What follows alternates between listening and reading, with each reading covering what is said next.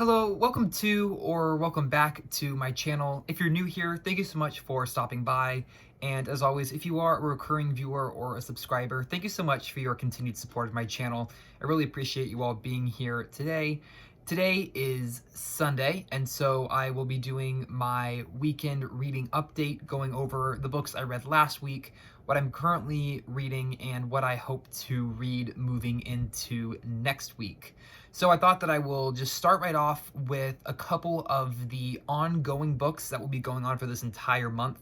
Sort of that will be ongoing projects. The first of which is the April and May pick for Classics and Company, which is the collected fictions of Borges. This is the Penguin Deluxe Classic Edition, translated by Andrew Hurley, and this is the edition that we are reading for Classics and Company.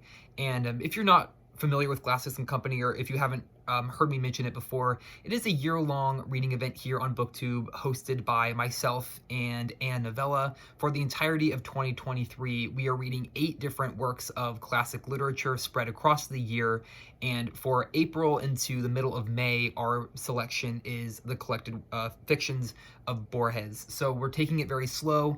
It's about 100 short stories, so it's about 2 or 3 a day for the pace that we've set. So it's fairly slow, fairly laid back. And we have a Discord server if you're interested in checking that out. I will leave a link to it in the description down below. No strings attached when you join. You do not have to join for the entirety of Borges. You can read just a couple stories if you want to. You don't even have to read the book if you've read it before and you just want to, have some dialogue with those currently reading it. Feel free to join the Discord server. Any and all are welcome. So this one I just started today, and I've read the first 4 stories in it, and then from here on out I'll read about 2 a day for the rest of the month and into the middle of May. But I'm really enjoying it. This is my first exposure to Borges. I'm really enjoying his style, but also I haven't read enough to really get a flavor for his writing, so I need to get a little bit more under my belt, read a little bit longer, and then I will share some more of my cemented thoughts once they're sort of fully conceived. Then the other book that I have going on for the rest of April is Beowulf. And this is a project that I am doing along with Steve Donahue and David Wiley for the month of April, which is reading 4 different translations of the epic poem Beowulf. And so the first week of April, which is the week we're currently in, is Tolkien's translation of Beowulf, which I did a video about this morning. It's not as long as this book makes it seem. This has a lot of commentary. The actual poem is only about 100 pages, a little over 100 pages in this translation. So we started with the Tolkien translation. So this one has been read. So the next translation that I will read is the Penguin Classics edition. And I was having trouble finding the name of the translator of this one, so I do apologize for that, but I'll leave it in the description down below once I find it. So this is week 2 of the Beowulf read-along. So I'm not going to start this one until probably Wednesday or Thursday, just because it's not very long. It doesn't take too long to read. It reads pretty quickly, and so I will save this for later on in the week.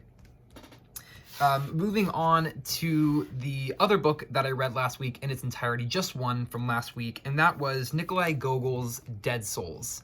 And I was so excited to finally get this one read, because this has been on my TBR for a little over a year and a half now. I've had the book for that same amount of time sitting on my shelf, just sort of waiting for me to finally get to it.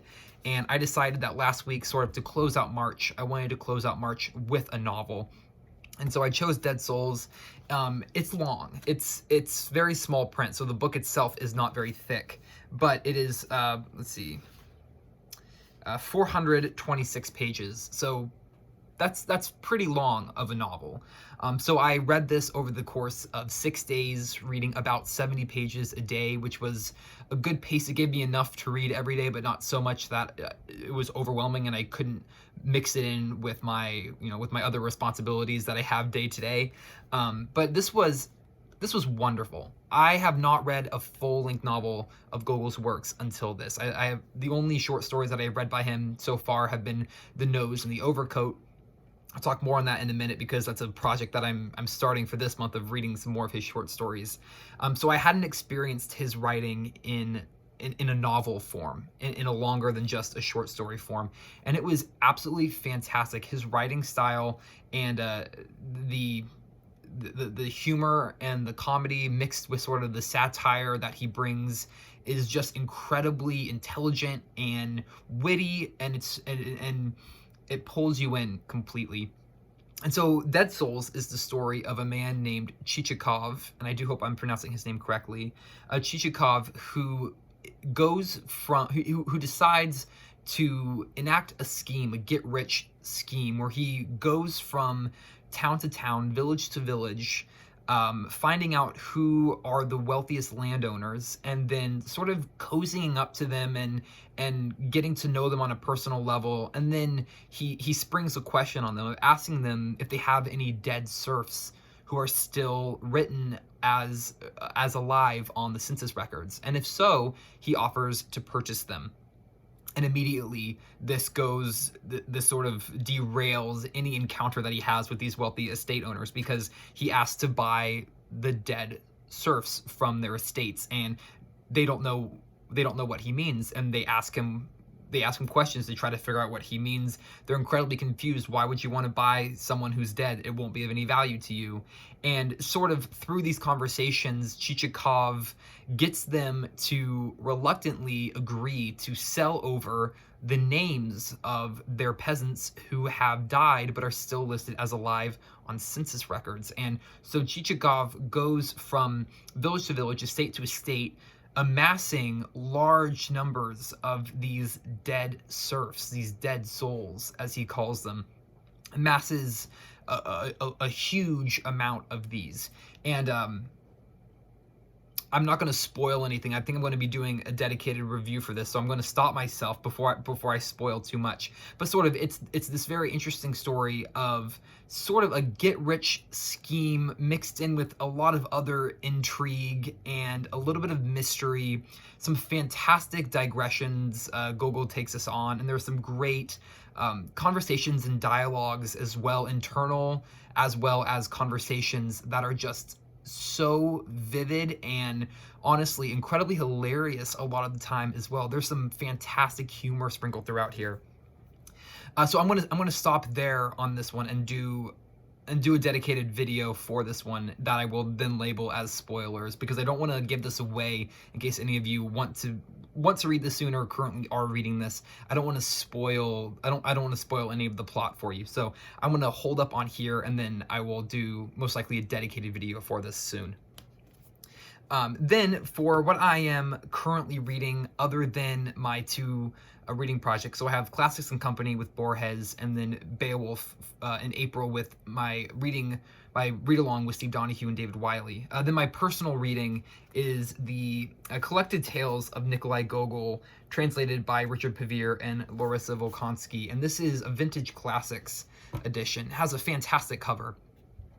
So this is not the complete short stories of Gogol. It pulls, I believe it's 12 of his short stories. So I've read 2 of them. I have read The Nose and I have read The Overcoat.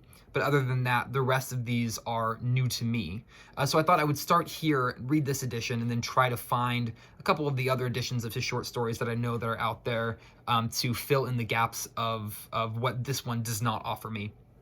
And I'm going to try again with reading the Richard Pevere and Larissa Volkansky translation and give them another shot. So I started out when I first started reading Russian literature at the beginning of 2021.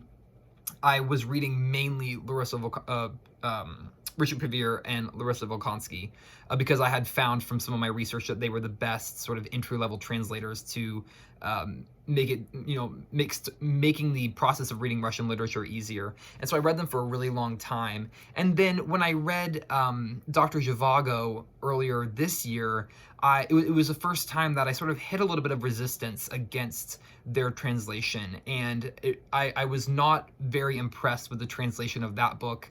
I felt that it was sort of clumsy and didn't really translate what I felt the story was most likely trying to present to the reader. And so I'm going to try this one again because I already own this. I already own this one. I bought this a while ago, and so I do want to read it because I bought it. I don't want to just sort of dismiss it and bring in something new. So I'll try this one. If it doesn't work great, though, I will find another translation of his short stories and bring it in. But I'm going to read this over the course of this next week. Sort of the same structure that I did with Dead Souls. It's basically the same length. It's about 30 to 40 pages shorter. So I'll read about 65 to 70 pages a day, and that should help me to get it wrapped up around Saturday, so then I'll be able to talk about it in next week's reading update. So this is what I have currently going on into next week for my personal read, and then I will be reading the Penguin Classics version of Beowulf, probably starting Wednesday or Thursday to have a video for this out next Saturday. And then I will be reading about 2 to maybe 3 short stories a day in the Borges collected fiction Andrew Hurley translated edition here. So that is it for my week in reading update. Thank you so much for watching. I hope you enjoyed. Feel free to leave a comment down below if you would like, and I will see you in the next video. Bye for now, and happy reading.